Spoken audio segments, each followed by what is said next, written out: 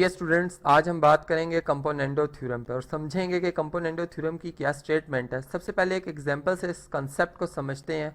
Basically इस तरह से कि फॉर एग्जांपल मैं यहाँ पर 2 रेशियोज़ लेता हूँ, जैसे 1:2 है और एक और रेशियो में ले रहा हूँ यहाँ पे 4:8। अब ये रेशियोज़ आपस में बराबर हैं। अगर आप देखें इनको सिंप्लीफाई करके तो यहाँ से 4 का टेबल जो है चूँकि इन दोनों नंबर्स पे आता है 4 1s are 4 and 4 2s are 8। और यहाँ भी अगर हम लेफ्ट साइड पे देखें तो 1:2 लिखा हुआ है, राइट साइड पे 1:2 है, ये आपस में बराबर है। अब अकॉर्डिंग टू कंपोनेंडो थ्योरम इस तरह से है कि अगर दो रेशियोज आपस में बराबर हो यानी प्रोपोर्शन हो तो यहाँ पर जो हमारे पास डिनोमिनेटर है यानी जैसे कि आप देख रहे हैं 2 है, ये 1 न्यूमरेटर में ऐड कर दिया जाए और फिर इसी डिनोमिनेटर से यानी 2 से इसको डिवाइड किया जाए, रेशियो ले ली जाए। इसी तरह राइट साइड पे भी हम यही काम करते हैं कि 8 जो है वो 4 में यानी 4 चूंकि न्यूमरेटर है 8 + 4 आ जाएगा, ठीक है, रेशियो 8। ये रेशियोज जो हैं वो आपस में बराबर रहेंगी। अब ये बेसिकली कंपोनेंडो थ्योरम है। यहाँ पर अगर आप देखें तो 1 + 2 जो है वो 3 के बराबर है, 3:2 आ रहा है। और इसी तरह से अगर हम यहाँ पे देखें तो 4 और 8 ऐड होकर ये आ जाएंगे 12:8, ठीक है। और अगर आप इसको सिंपल बनाएं, सिंप्लीफाई करें तो यहाँ से हम देख सकते हैं कि ये 3:2 ही लिखा हुआ है 4 के टेबल से, 4 3s are 12 and 4 2s are 8।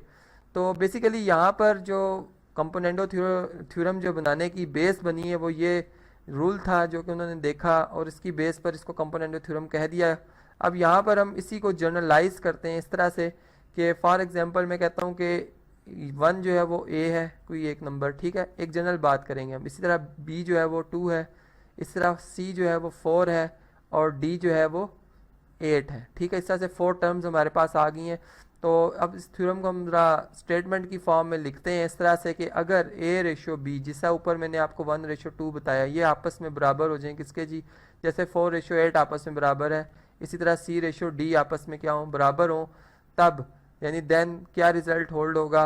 जिस तरह से यहाँ पर मैंने 2 जो कि b है, b इसमें मैंने a में ऐड किया है, डिनोमिनेटर को न्यूमरेटर में ऐड किया यानी a + b लिखा है और रेशो ली है सेम डिनोमिनेटर यानी b से। इसी तरह राइट साइड पे भी हम यही करेंगे कि c + d और रेशो लेंगे इसकी d से। तो ये बेसिकली जो ऊपर मैंने आपको स्टेटमेंट बताई है ये अब होल्ड करती है इन जनरल, और इसका प्रूफ हम करेंगे बाकायदा यानी लॉजिकल रीज़न से चलेंगे, जैसे एक थ्योरम को प्रूफ किया जाता है और देखेंगे कि बाकायदा ये प्रूफ होता है, ठीक है। तो स्टार्ट करते हैं गिवन से। गिवन जो बेसिकली हमें इसमें स्टेटमेंट है वो ये है कि अगर दो रेशियोज आपस में बराबर होंगी तो कंपोनेंडो थ्योरम अप्लाई होगा, ठीक है। अब रेशियोज की जो सेकंड शेप होती है यानी हम इसको फ्रैक्शन शेप में भी लिख सकते हैं a/b, ठीक है। इस तरह से मैं इसको लिखूंगा, इसी तरह यहाँ पर इसको हम c/d की शेप में लिख सकते हैं। अब बेसिकली जो हमने रिजल्ट प्रूफ करना है हम इसके अकॉर्डिंग चलेंगे। हमने जो रिजल्ट प्रूफ करना है इसमें बेसिकली यहाँ पर a + b लिखा हुआ है और राइट साइड पर c + d लिखा हुआ है यानी डिनोमिनेटर जो है वो न्यूमरेटर में ऐड हो रहा है। इसके लिए हमें यहाँ पर 1 बोथ साइड पे इक्वालिटी के ऐड करना होगा, जो कि प्रॉपर्टी है इक्वालिटी की कि हम सेम कांस्टेंट ऐड कर सकते हैं, ठीक है। अब यहाँ पर a का जो डिनोमिनेटर है वो b है, तो 1 को हम b/b लिखेंगे, ठीक है, क्योंकि b/b 1 के बराबर होता है। यहाँ पर एक रीज़न है जिस वजह से हम ये इस तरह से लिख रहे हैं। इसी तरह c का डिवाइजर d है तो इसलिए हम इसको d/d लिखेंगे। और अब इसको हम सिंप्लीफाई करते हैं।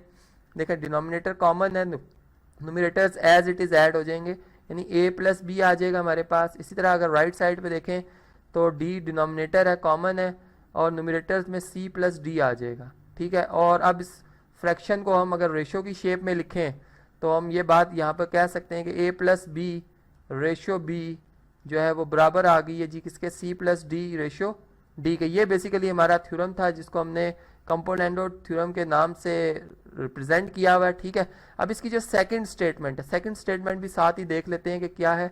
इसमें इस तरह से है कि अगर a/b और c/d जो है आपस में बराबर होंगे तो इसमें अब हम जो न्यूमरेटर है उसको डिनोमिनेटर में ऐड करेंगे, ठीक है। यानी इसमें ये हमारे पास जी a है, a एज इट इज़ रहेगा, a + b डिनोमिनेटर में आ जाएगा। और इस तरह यही सेम वर्क हम राइट साइड पे करेंगे, c एज इट इज़ होगा और c + d जो है वो डिनोमिनेटर में आ जाएगा, तब भी रेशियोज जो है वो बराबर रहेंगी। ये बेसिकली हमारे पास जो है ये डिनोमिनेट यानी ये हमारे पास जो कंपोनेंडो थ्योरम था जिसका आज हमने प्रूफ देखा और उसको समझा कि बेसिकली इसमें हम क्या बात सीख रहे होते हैं और क्या किस तरह से हम प्रैक्टिकली इसको अप्लाई कर सकते हैं।